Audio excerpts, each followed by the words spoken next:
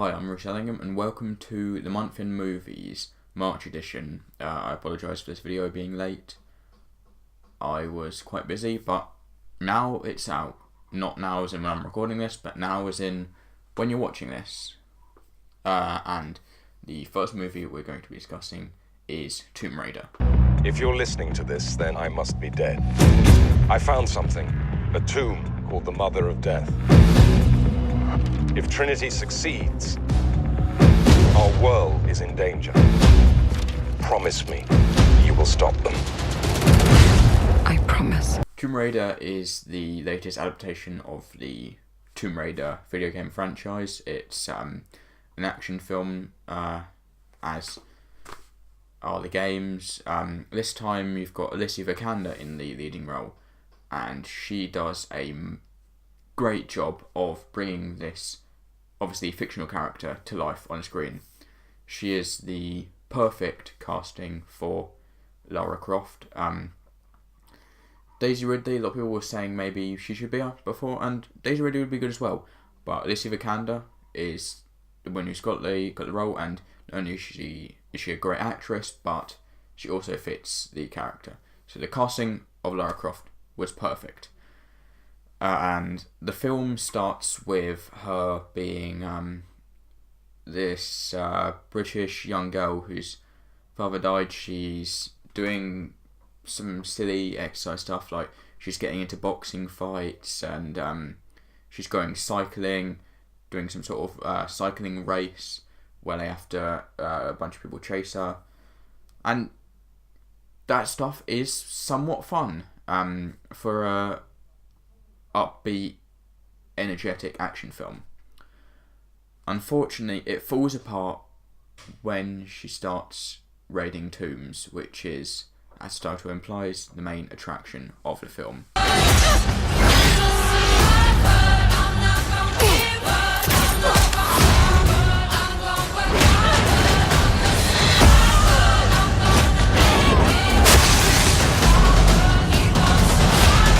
The mysticism is very unengaging. You can't connect with it at all. It's quite similar to Indiana Jones, the Indiana Jones franchise. But the Indiana Jones franchise does a better job at grounding it, apart from obviously Kingdom of Crystal Skull, which was pretty bad, as a lot of people are saying.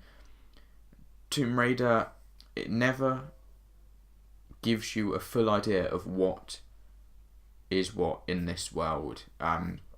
There's, I believe her name was Himiko, is the villain, and the whole time they're like, oh, she's not real, and you're sitting there thinking she's going to be real, and then she is, and it's not a surprise at all, because that's the concept of the film. The other performances aren't that good. They're bearable. You've got Nick Frost, who's only in 2 scenes, but his scenes were quite good, quite humorous, as you'd expect from a Nick Frost role. And overall, it's basically an acceptable film. I kept being reminded of last year's The Mummy reboot throughout it, which was not a particularly good film. I struggle to know whether to recommend this film or not. There are highlights, there are good parts of the film. As I said, Alicia Vikander is perfect as Lara Croft. But overall, nothing else works. Cinematography is bland. Some of the effects look a bit cheap, like a video game. I would say probably don't watch this film. I would very much be up for a sequel if they improved on the flaws and kept Alicia Vikander as the lead role. But this film itself is not particularly good. Next up we have Unsane, which is a Soderbergh film who directed, very famous films like the Ocean's 11 remake, the Magic Mike franchise, and last year Logan Lucky. He's done a lot of famous films, and now he's decided to shoot his new film on an iPhone, which I wasn't all happy with. I liked the film, but I didn't like that it was shot on an iPhone, because an iPhone isn't as good as a real camera. I understand if it was somebody's first feature, their debut, and they can't afford a big enough budget to rent a good camera. But Soderbergh can, because he's a famous director. So I don't know why he shot this on an iPhone, which is highly inferior to a real camera.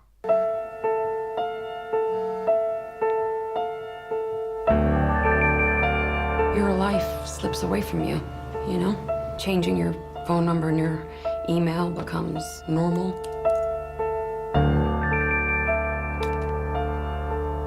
Taking out a restraining order, normal. Relocating to another city, normal. But you still see your stalker everywhere? Rationally, I know this is my imagination, but I'm alone in a strange city, and I never feel safe. The writing is where this film shines. It's got a fantastic plot. It's quite well written and makes you think. The main character is a woman who has been through stalking. There's a man who is stalking her, so she goes to therapy to talk about it, and then the therapist submits her to a mental hospital for her own good, and she doesn't think she needs to be there. She thinks they've made a mistake. She discusses with another character whether it's some sort of insurance scam, and then she notices the man who stalked her works there, and I was very happy when I saw this, because as she could be somebody who's suffering mental illness, there could be an aspect of, is it really him? Is he stalking her, or is she just imagining it? And the film does play with that somewhat. But I'd like to see that explored a lot more. It's somewhat clear. I won't give it away, but it's quite clear whether that is or isn't him. And I would have liked a bit more mystery, at least at first. The stalker is played brilliantly by Josh. I can't remember his surname, but he played Josh in the Blair Witch Project, and he plays him quite well. He fits the character. He does look like a creepy stalker. No offense to the actor, but he fits the character quite well. The performances overall, they were decent. I felt like a few of them weren't taking the project seriously because they were being filmed with a phone, so I feel like on the set that created a different dynamic from if you have something like an Arri Alexa, a big nice camera, or shooting something on film. You can see the big film cans. If I was an actor and I saw that, I'd go, yes, I'm making a movie. But if there's an iPhone there, you just feel a bit like, oh, what's this? A YouTube video? And I felt like that came through in the performances. They were decent and some were good, but there were occasions, a few moments, where it looked like they slacked. Overall, I would recommend the film, but I'm not entirely convinced that a cinema experience is best. I'd recommend waiting until the DVD comes out and buying it on DVD. Usually I say buy Blu-rays, but because it's shot on iPhone, I'd say stick with a DVD, save yourself a few quid. A whole virtual universe.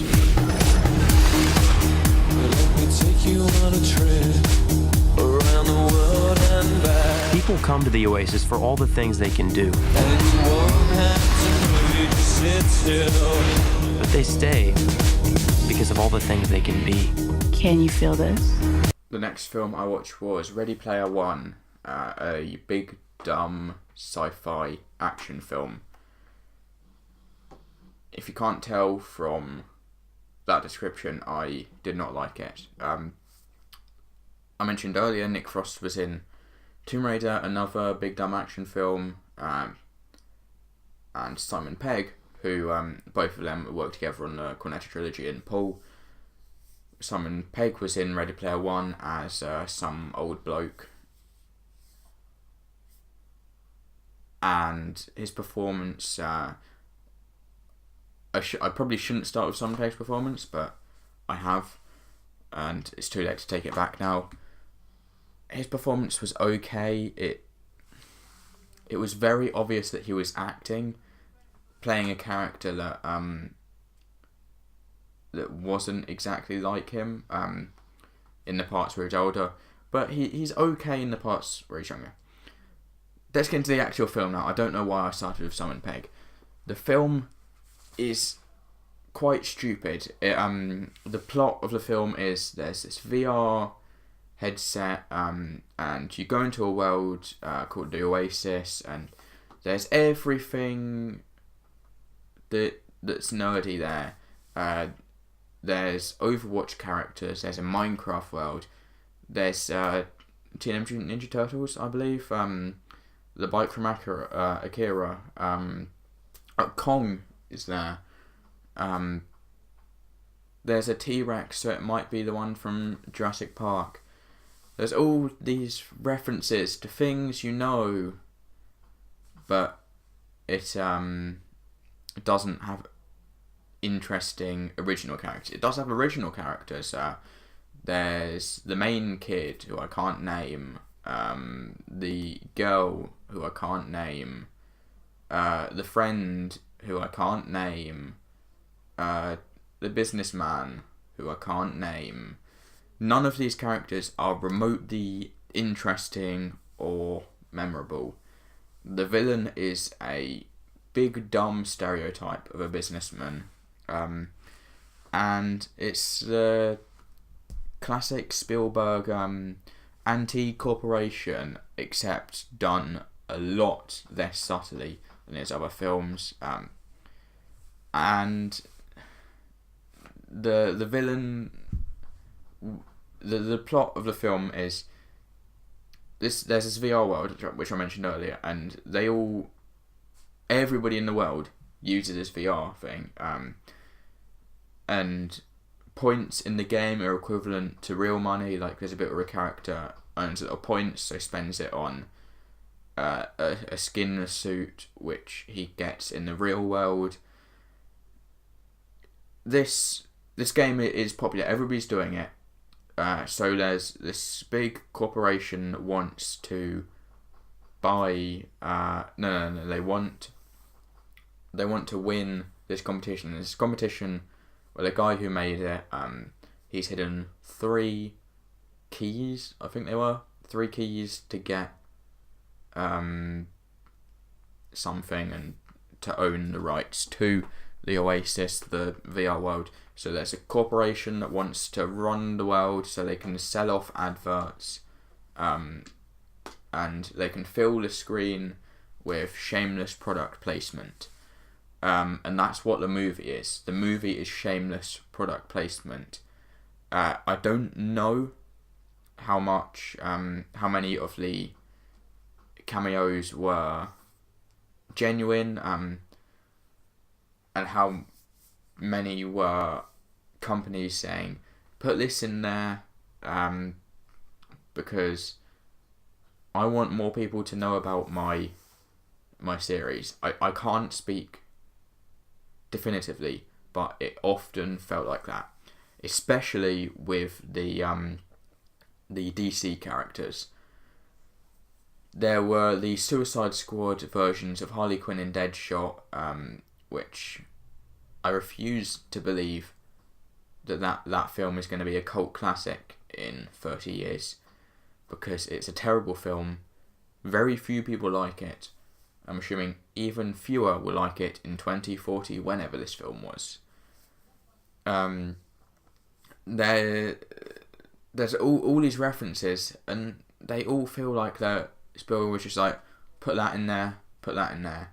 There's the scene where the villain tries to convince the main kid to join his team, and he's like, what I'm going to do is I'm going to build the high school from Ferris Bueller.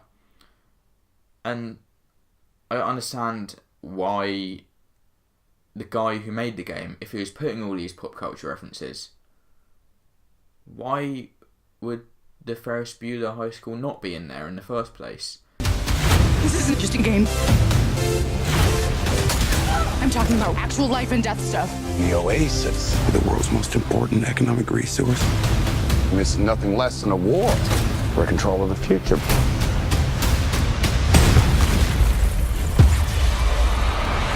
Welcome to the rebellion, Wade. I can't neatly put how bad this film is into one review. I might do a film discussion. I've got another series where I do film discussion where I go more in depth and have another person with me to talk about it. I'll probably do that to get all my thoughts out. But overall, it was a shameless action film.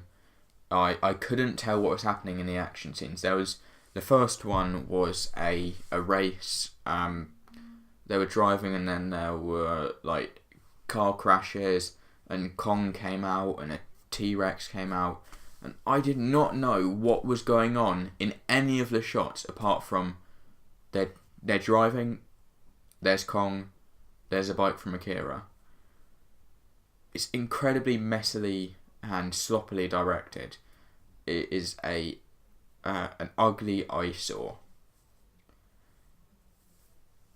I can't remember exactly everything that happened, but there was the Iron Giant in there as a prop for war, even though the Iron Giant is strongly anti-war. In this film, it's just like shooting lasers out his eyes and getting into a massive fight. And there were some references there were some moments where I almost enjoyed the film, where they referenced something that I liked. Before seeing the film, I heard about this amazing extended reference to The Shining, and I thought, you know what? I like The Shining, so I might like that scene. The scene started, they go into The Shining, and you see different things from The Shining. You see the typewriter, you see the little girls, you see the blood, you see the naked woman in the bathtub, and I was happy with this at first. I thought, okay, that's cool. What they're doing is they're getting all the generic references out the way, all the obvious references out the way first, and then they're going to get into smarter stuff. But then, no, that was it. It was just the generic moments that you've seen parodied a million times in a million other films. In the book version, from what I've heard, I haven't read the book, but people told me that in the book he has to go through a film, I think it's War Games, and he has to do every single line from the film correctly. So instead, in this, they're doing The Shining, but rather than doing every line the same, it's just a collection of remember this from The Shining, and it's stupid, and I almost found it insulting to Stanley Kubrick's The Shining. They have the blood scene, but the blood doesn't look like real blood. It looks like Ribena because it's all computer generated. And the setup for this is there's this it's this film where the creator is ashamed of it. So it turns out it's The Shining because Stephen King didn't like it. Technically, Stephen King isn't the creator. He wrote the book. Stanley Kubrick directed the film, so I'd call it his film, so it's not hated by the creator. A Stephen King film, a Stanley Kubrick film that they could have used instead was a brilliant film known as Clockwork Orange, because Stanley Kubrick banned the film in the UK for many years, up until his death. I would have liked to see that, because that would have been funny to see how they translated that into a 12A film. And there were other references like there's Mechagodzilla, and the bike from Akira, and a Gundam. And for these moments I was like, okay, cool, that's a thing I like.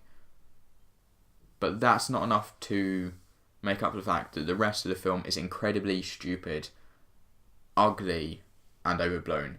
I would not recommend this film. I don't think I can stomach any more of this garbage. Exactly. Same here. Words out of my mouth. Nobody's giving up around here, and don't you forget it, ever. You're Rex. You're King. You're Duke. You're Boss. I'm Chief.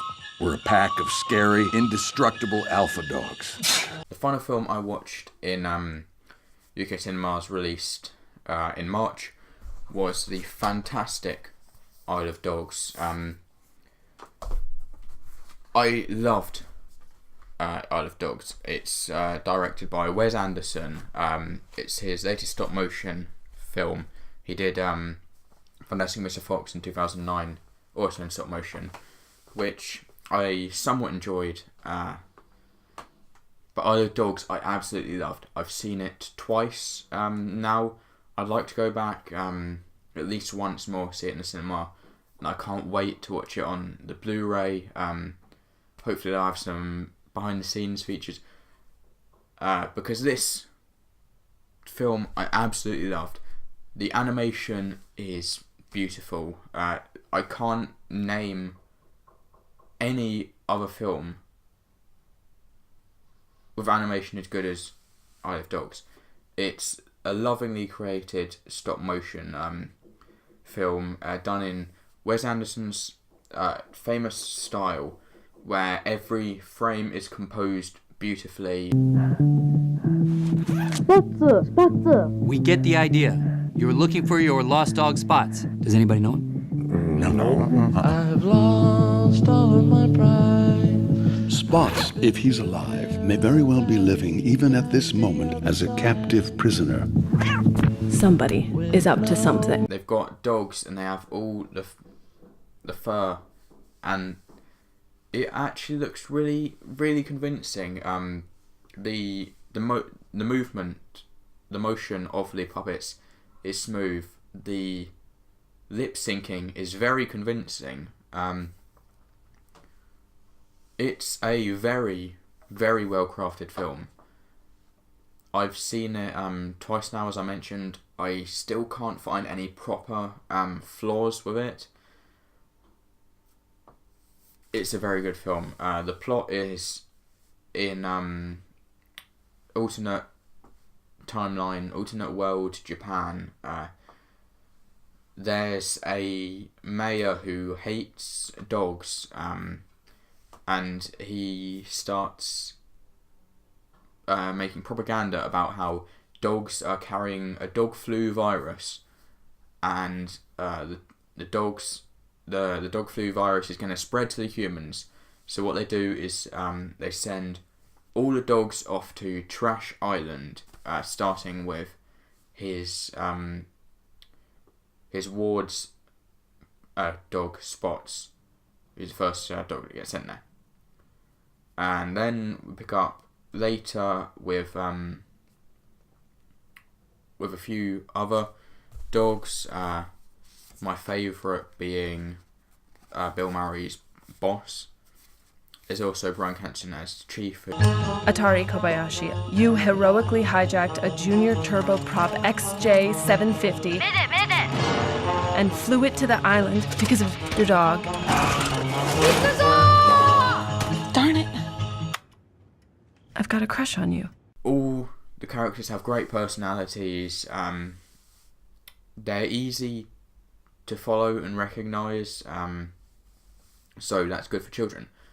And then they see a plane piloted by, as they call him, the little pilot, who's actually Atari Kobayashi, the mayor's ward, and he's come to look for his bodyguard dog Spots, who was the first dog that got sent there. It's a very cute tale. There's also another plot where the this girl Tracy, I believe her name is. I think she's voiced by Greta Gerwig. And she's sort of trying to expose the lie that dogs are spreading this dog flu virus. She's trying to save the dogs, and also she has a crush on Atari. It's gonna be a fight!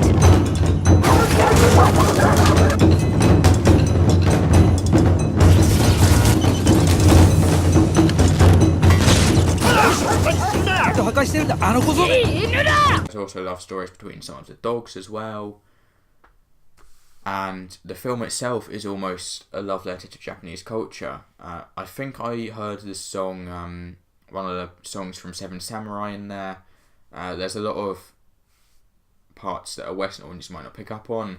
Like Mayor Kobayashi has a Yakuza tattoo on his back, which you see early on in the film. So anybody that knows their Japanese culture knows that Yakuza are bad people and they shouldn't be trusted. There's a bit of foreshadowing there. There's also sake, and there's a scene where they're making sushi and they've got wasabi, and the Japanese dialogue is in Japanese. I love in films where if it's set in a different culture, they use that language of that culture. So the Japanese dialogue is in Japanese. It opens a bit saying a lot of people are talking Japanese in this film and they've been left in its language, occasionally translated by there's the foreign exchange student Tracy. She speaks English because she's American, and there are scenes where Mayor Kobayashi is on TV, so there's an English translator on the TV. And then the dog barks, translated to English, it says. I absolutely love Isle of Dogs. I think the models, the sets, the animation, they're all gorgeous. It's a very cute story, well written, fantastic soundtrack. There's some taiko music throughout. There's other cute, whimsical songs, like the sort of songs you expect to find in a Wes Anderson movie. I absolutely loved the film. I went to the exhibition and I got these postcards of 5 of the characters. I bought the screenplay. I'm hoping to buy the soundtrack. At the exhibition I saw the models there. Unfortunately the exhibition is no longer in London. It was a temporary thing, but it was great fun. I was there. I went there twice. I would strongly recommend Isle of Dogs. It is a must-watch film. Wow! To the north, a long rickety causeway over a noxious sludge marsh leading to a radioactive landfill polluted by toxic chemical garbage. That's our destination. Great. Got it. Get ready to jump.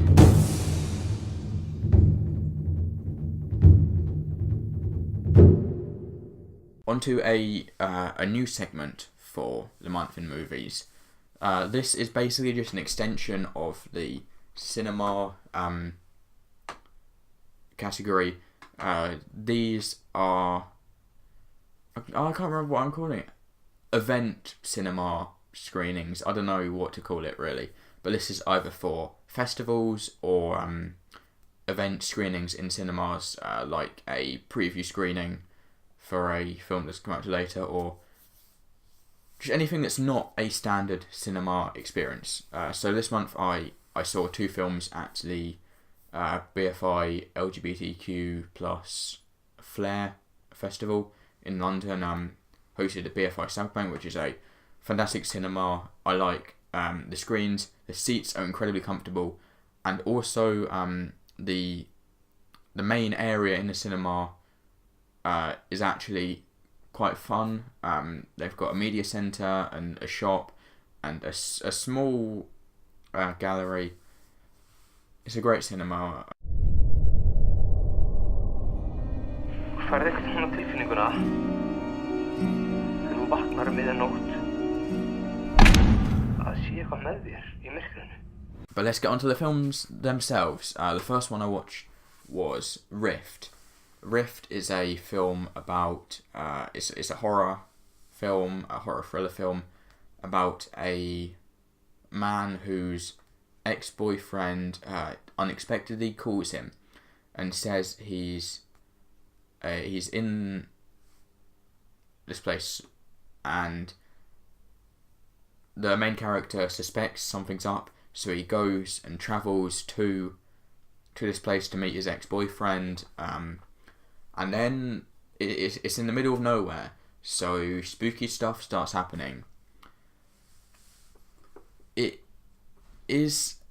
sounds plot-wise like something you've seen before, and it's not entirely this massive original story, but it felt fresh even though it was tackling themes that I'd seen before. They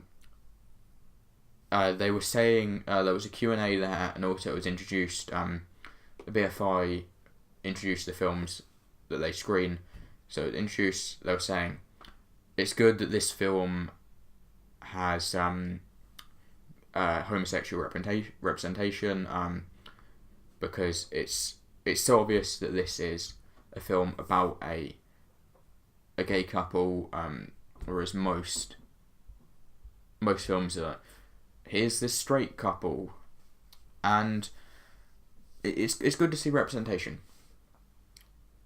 There were a couple of jump scares. I've never jumped at a jump scare in a horror film because it's a horror film.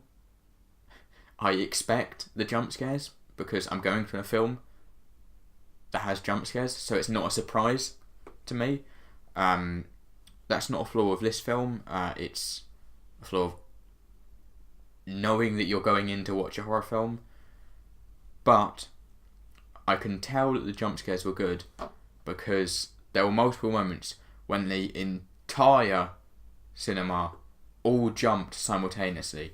I had my friend Darius next to me and some guy I didn't know on the other side. They both jumped in unison at one of the jump scares, and I don't like lazy jump scares. Jump scare has become a synonym for lazy jump scare in a lot of film criticism. I don't think that's fair, because some jump scares can be done well, and this is a film that does jump scares appropriately. They're appropriately scattered throughout, and they don't get in the way of the narrative. It doesn't overly rely on them. I can't remember how many there were, but there were a decent number. It was an intriguing plot. I thought the performances were good, and overall I was happy with the film. It's not a must watch, but I would recommend it to fans of horror, the horror genre.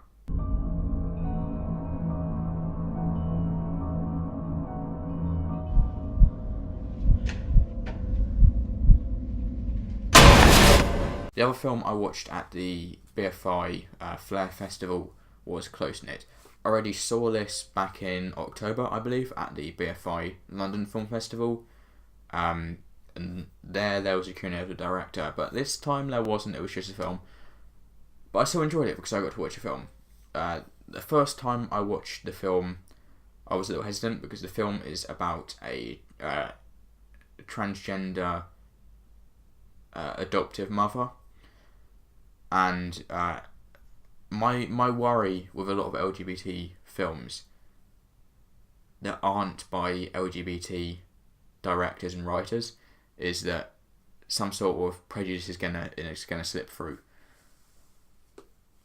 So the second time watching it, knowing that there wasn't prejudice, that it was very pro transgender rights, I found myself a bit more at peace with the film, so I managed to enjoy the film more the second time. ママは私のことも捨てちゃうのかな。私の前に現れたのは大きくなったね。マキおじさんと。いらっしゃい、ともちゃん。彼女の凛子さんでした。凛子です。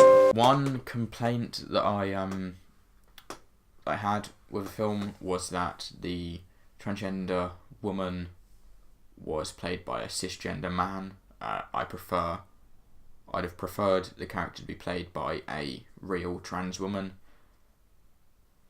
But in the Q&A back in October, the director said that there just aren't trans actresses in Japan, which I've got no reason to not believe her. I'm sure there probably are some, but they might be they might not be like mainstream. They might not be fully trained in acting yet, because it's obviously a niche, especially in Japan, which isn't the most progressive country. But I believe that the man who played her well enough. It was quite an honest representation. The character was very human. They weren't done for comedy. Like, there's this man dressing as a woman, like with a lot of garbage films that I've seen. It was honest that in saying that the trans woman was a woman, but it also didn't make her a completely stereotypical female. It just made her an honest person. The performances are quite good. Even the main character, who is a child, was performed well. The comedy was quite funny, somewhat subtle at times. There's a beautiful sequence. It's towards the end, so I won't say what it is, but I believe anybody that's seen the film will know what I'm talking about, where there's something flying in the air. It's very funny. I remember the cinema broke out into laughter, and it also was just filmed beautifully.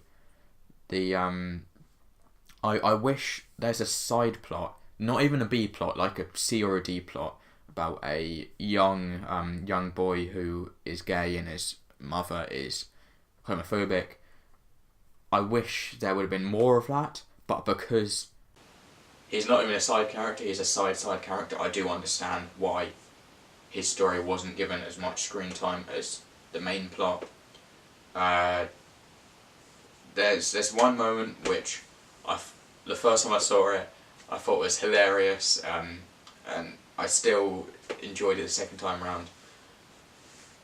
Unfortunately, the film, I don't believe it has a UK distributor.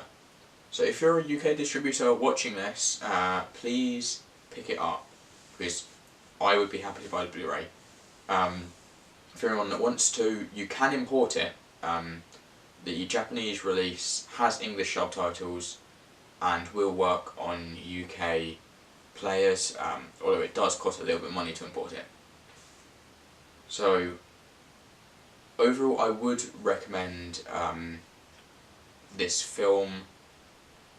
I would like it if a UK distributor picked it up to make it slightly cheaper than importing it. But I see your true colors shining. 凛子さんのような心の人に惚れちゃったらね、後のいろいろなことはどうでもいいんだよ。3人だからきっと見つけられる。新しい一日がここからまた始まる。And now on to TV and streaming. I'll try and speed through these because I'm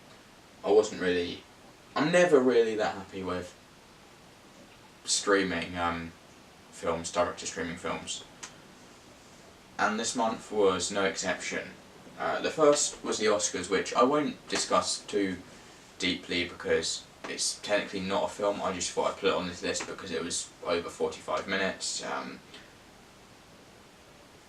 Yeah, I was happy with that. I was happy with the Oscars. Next up is The Outsider, a direct-to-Netflix action film, I guess, although there wasn't that much action in it. It stars Jared Leto as some white man in Japan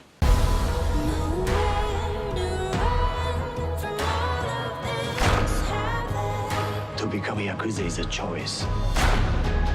You trade one type of family for another. You can never go back.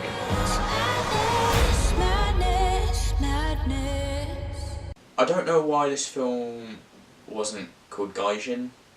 I think Gaijin would have been a more appropriate title of the film. Gaijin is Japanese for foreigner. And a lot of people called him Gaijin in the film. So why didn't they call the film Gaijin? I don't know. A lot of people are calling this film racist because Jared Leto is white and he's in Japan.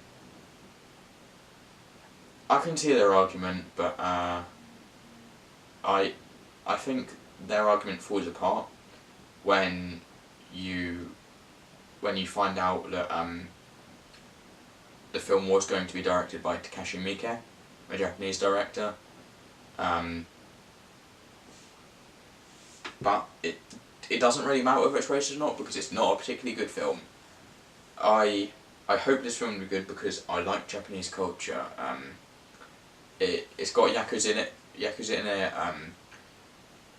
There's a katana in it, so it's like I'm up for this. There's onsens and there's some vague discussion of like Japanese culture, like the Yakuza have Yakuza tattoos. There's some neat touches like that, but overall it's a very unengaging film. The cinematography is subpar. It works, it gets the job done, but it doesn't look particularly good. It's nothing special. Jared Leto's performance isn't particularly good. None of the other performances are particularly good either. It doesn't reach the level of garbage.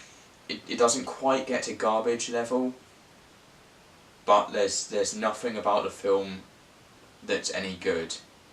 It overstays its welcome. I can't remember how long it was, but it should have been shorter. I'm not saying all films should be short. I've got a poster there, you can't see it, but Blade Runner 2049, which I love. I love Love Exposure, which is 3 hours 58 minutes. But this is a film that should have been about an hour long, stretched to however long it was, over an hour. I would not recommend The Outsider.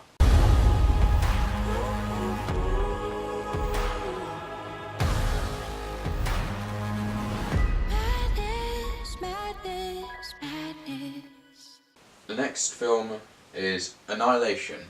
Annihilation is a film that went to cinemas in America, but in the rest of the world went straight to Netflix the next month. I thought Annihilation was good.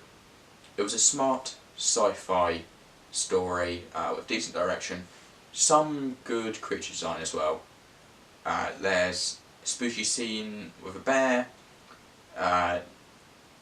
There was an interesting crocodile with shark teeth. It had some smart themes. Performances were good, and overall I enjoyed it. It was a shame that it went direct to Netflix. It would have been quite nice to see it in the cinema. He's extremely ill. You have to tell me where he was, what he was doing. It was his decision to go in. It's something they termed the Shimmer. It's a very smart film. The sound mixing is quite good as well. Another reason it wouldn't be better to see it in a cinema with a better sound system. So overall, I would recommend the film, but I would have been a lot happier if I got to see it in the cinema. Can you describe its form? No.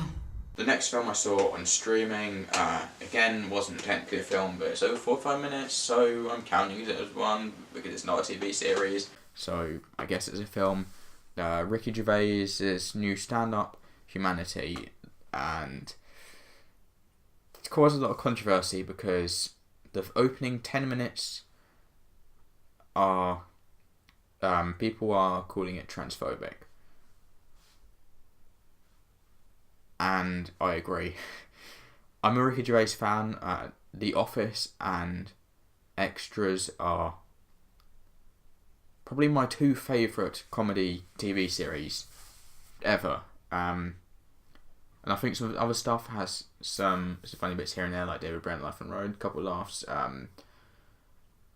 That Special Correspondent, was that what it was called, film he did? It wasn't a particularly good film, but it had a couple of laughs.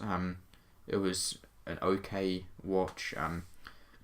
And overall, I was happy with the overall setup routine. But it was disappointing that the first 10 minutes he opens with his worst material.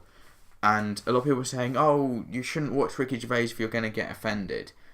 I wasn't offended by it. I was disappointed in him.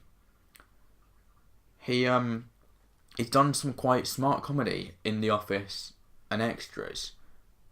So I was disappointed to see him opening this comedy stand-up routine with outdated views. It was just awkward to watch. And I'll say again, before you comment, why are you offended? I'm not offended. I'm disappointed.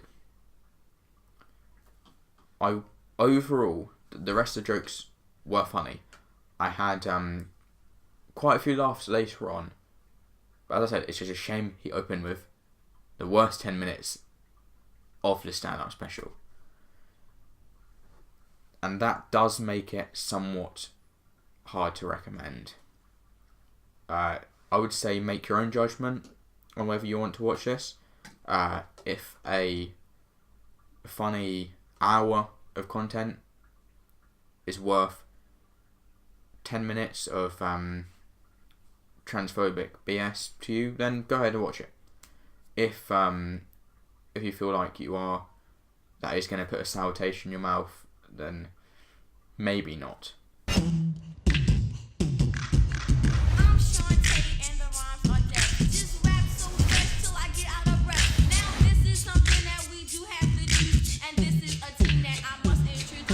Next film I watched was another direct Netflix film called Roxanne Roxanne. And surprisingly, it was okay. I enjoyed it. I'm struggling now to remember a lot about the film, so that is one criticism I have of it. It's not particularly memorable, but I remember liking the performances. It's about a rapper who calls herself Roxanne, but that's not a real name. It's a true story. The performances are really good. The story is interesting. My main criticism of it was that it seems a little bit embarrassed to be a rapping film. When I watched Straight Outta Compton, some of the best bits were the bits where you would see them rapping the songs. In Straight Outta Compton, the drama was good as well, but you also got the sense of fun. You got the impact of the songs as well. Whereas in Roxanne Roxanne, you'd hear the first couple lyrics and it would just skip to the end of the song. I would have liked more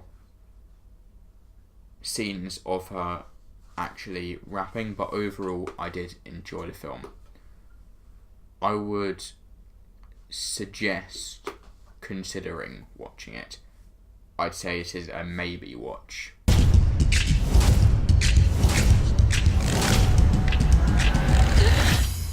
You don't need him, Shawnee. You got this without him. Let's do this.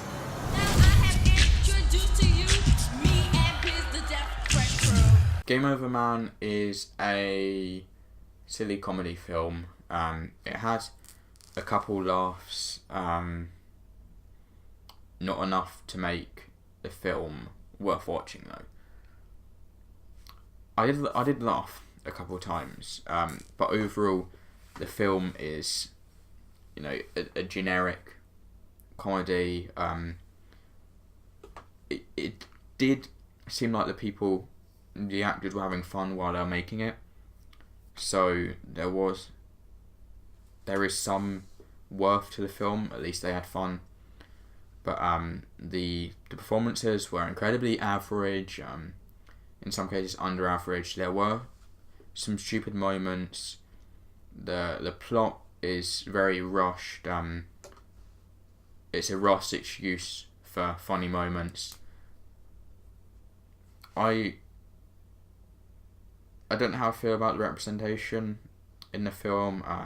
There are a decent number of gay characters in it, but sometimes it seemed almost done for comedy.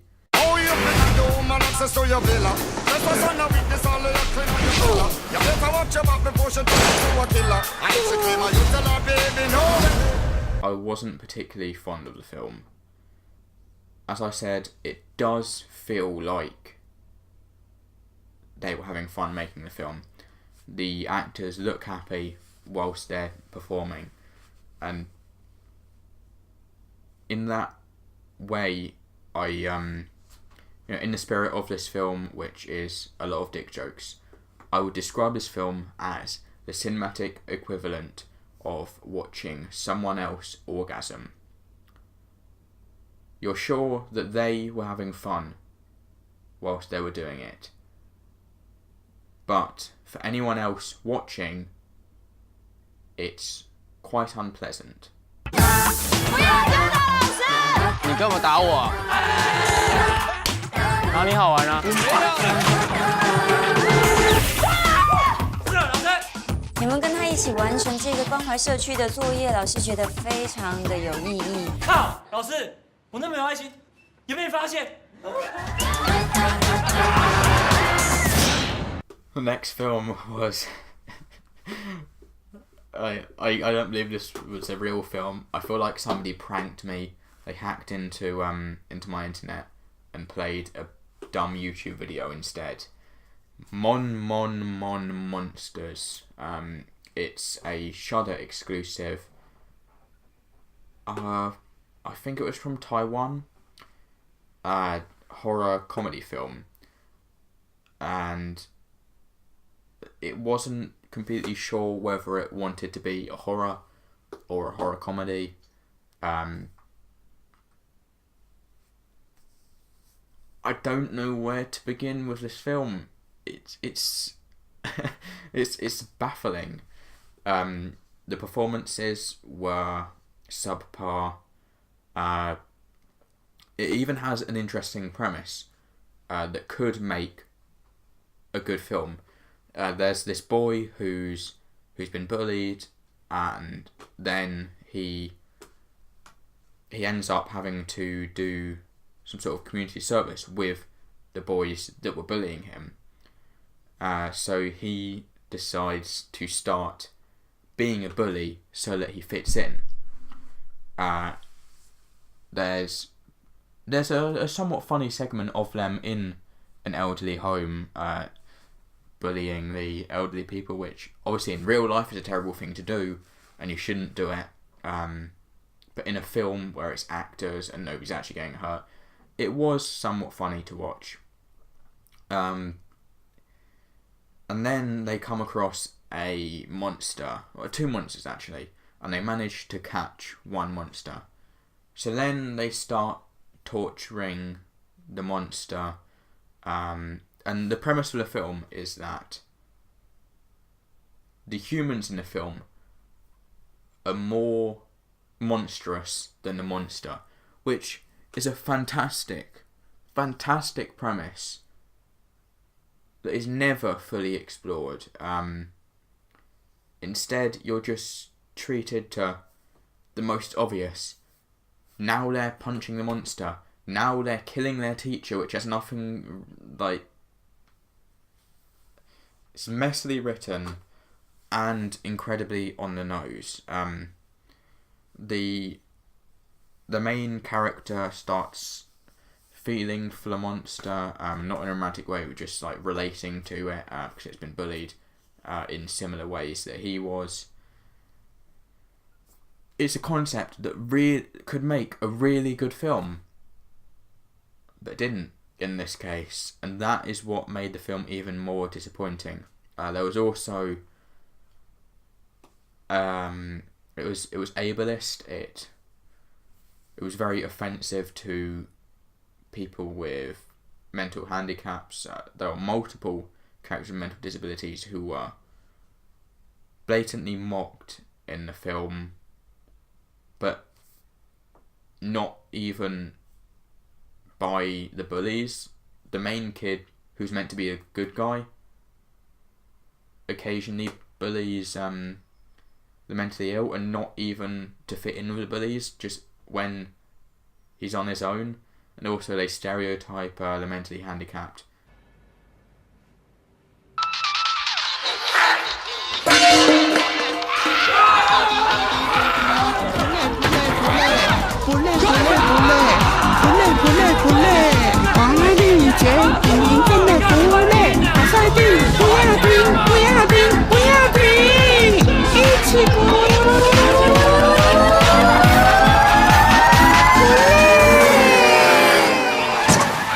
It's a bafflingly produced film with poor writing, and I would definitely not recommend it. Love.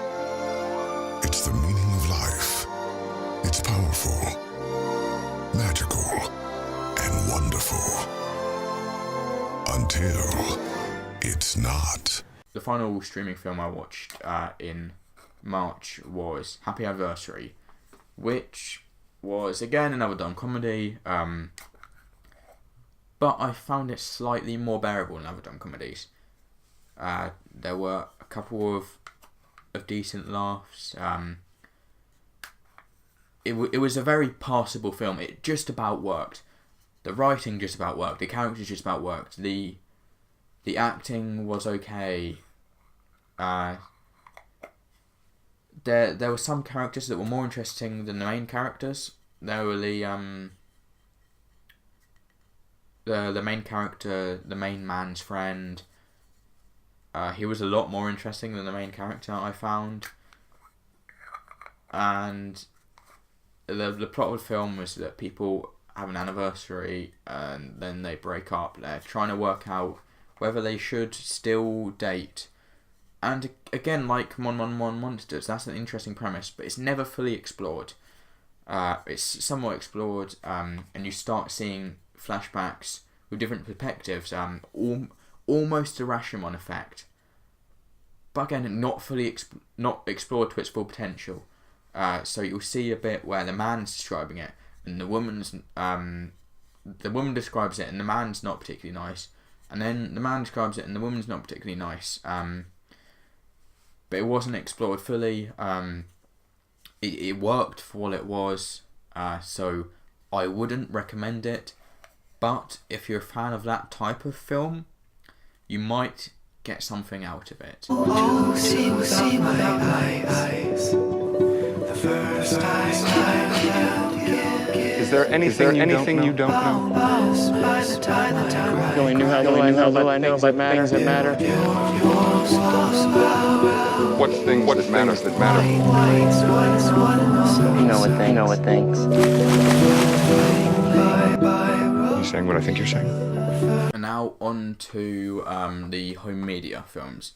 The first film I watched, released in March on home media, was Call Me By Your Name. I didn't get a chance to watch this in cinemas because it was an art house film that mainly only released in London, I believe. So I was happy to finally get to watch it. And as you say here, 4 Academy Awards, including Best Picture. It won the Best Adapted Screenplay because it's based on a book.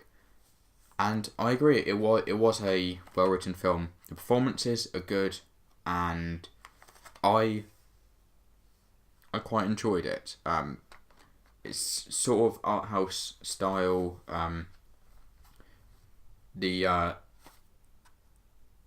It's good to get this on Blu-ray because the cinematography, whilst not mind-blowing, it has some pretty pictures in there. It discusses some good themes. You see the main boy, he's discovering his bisexuality, I believe. everybody's referring to it as a gay film because the main relationship is with another man, but he does have a few flings with other girls, and I'm not entirely... It could be interpreted as he is hiding his homosexuality, or he's bisexual. I think he's bisexual. But if the writer of the book or the director say otherwise, then I'll believe them. I thought this film was very poignant. It was very emotional. Even towards the end, there are really fantastically emotional sequences, and the characters have great relationships with each other. They engage with each other brilliantly, humanly, and endearingly. Nature has cunning ways of finding our weakest spot.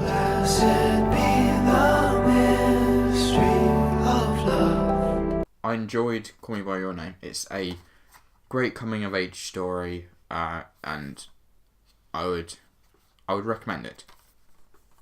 The next film I watched was Napping Princess. I actually got this early. I ordered it from I believe it was All the Anime store, and ended up coming early.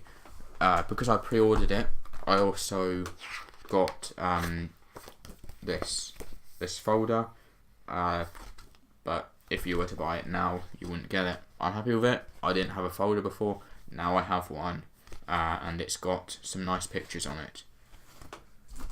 But as for the film itself, I got I believe it was limited edition, maybe special edition, but it comes with a slipcase onto this.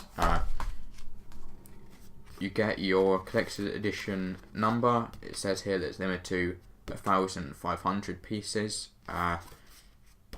There's one of the film posters on the back. It tells you which number. You get a booklet of artwork from the film. That was really nice because the film has great animation, very cute character design that fit the story well. So to be able to see all the characters, I was very happy with that. And then you get the film itself on Blu-ray and DVD. 最近同じ夢ばっかり見る。私は森川ここね。自動車の改造ばっかりしよる父との二人暮らし。もうお母さんのお墓参り行ったん？まだじゃ。2020年東京オリンピックの3日前。The bonuses are quite nice, but the main attraction is how good the film is. And the film is okay to good. I had a fun ride whilst watching it. It's cute. It's a cute story. The character has great design. And the plot is it goes between her real world and her dreams. And as the story progresses, there are more connections between the dream world and the real world. I found at first the disconnect, the worlds had a big disconnect, and it was jarring the first couple of times. But as it got more into it, I got more used to the two worlds, and it also started blending well. There are a few laughs. And overall, it's a cute story.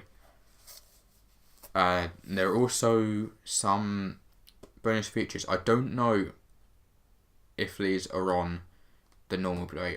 I think they are, but you should check that before doing it. There's a comparison between the real locations and locations in the film. Anime films often base themselves in locations that you can find in the real world. They'll take pictures and then they'll copy them to put them in the film. There's also premiere footage, so their greetings, and they also have an interview about their dreams and what their dreams mean. There's a TV program on it where they're discussing the film, and overall it's a good release. I wouldn't go as far to say that everybody should watch it, but if you are an anime fan I would recommend it. 去镇北屯堡怎么走啊？还是别去了。怎么？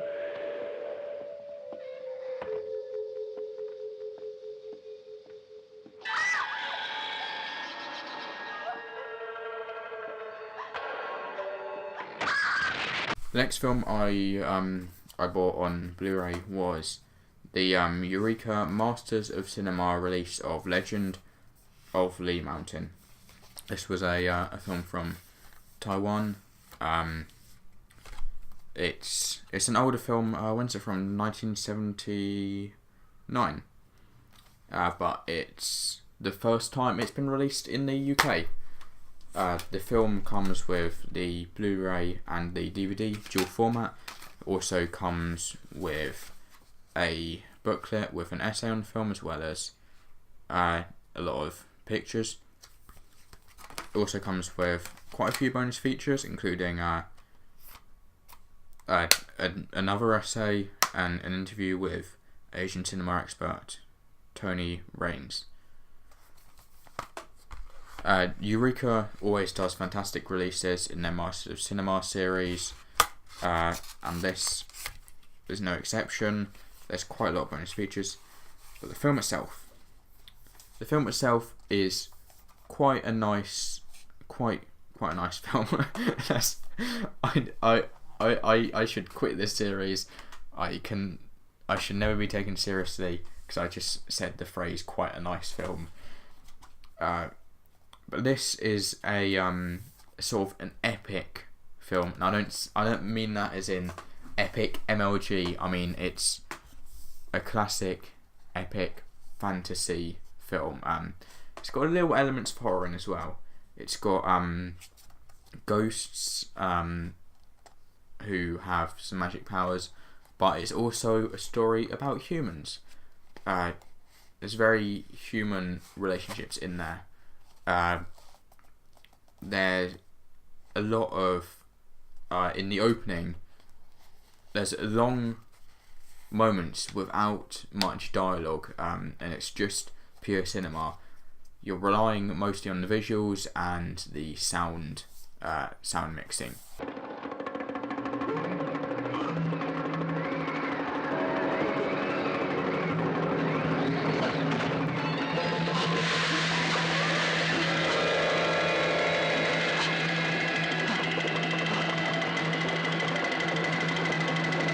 It's definitely a niche film.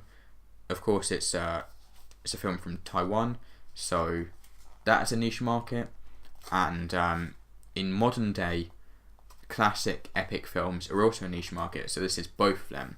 So it's a niche market. But if you happen to fit in that niche, I would strongly recommend it. この街では毎日誰かが壊れていく。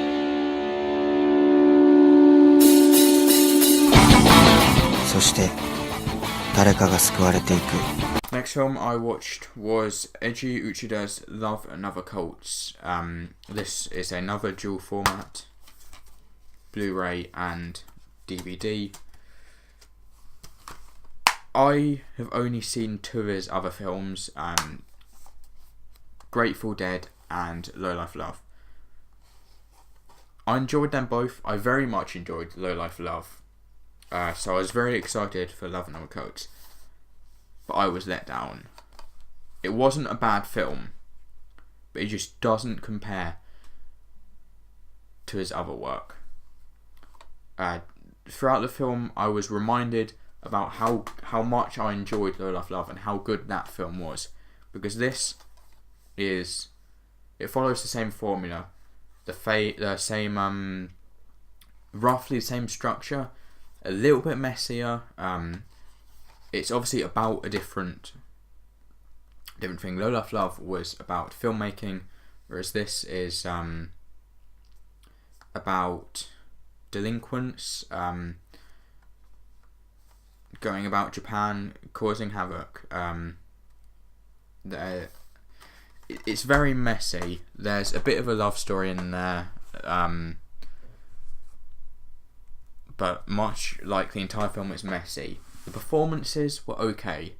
I'm a very big fan of the Japanese actor Denden. I really liked him in Cold Fish, and since then I've been noticing him in films here and there, like Yakuza, Apocalypse, Love and Other Cults, Low Life Love, and I realised he was also in the original Ju-on, not the one that everybody calls the original, but the actual original. Denden, I think, is an underrated actor, so I was happy to see him in this film. But apart from that, most of the performances, they were okay. They were watchable. Nothing to write home about, but they didn't break you from the film. The visuals weren't particularly good either. But the main problem is the story was very messy. Overall, I don't think I'd recommend it. Again, I don't think it's a bad film. It wasn't on that level, but I was disappointed.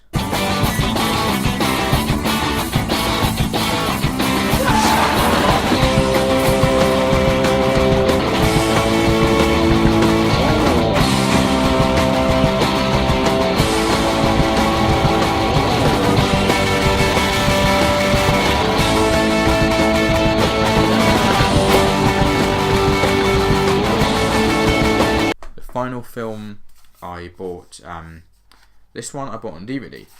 If you couldn't tell from the others, well, some of them were dual format, but I like Blu-rays because it gives you higher picture quality and usually gives you more bonus features.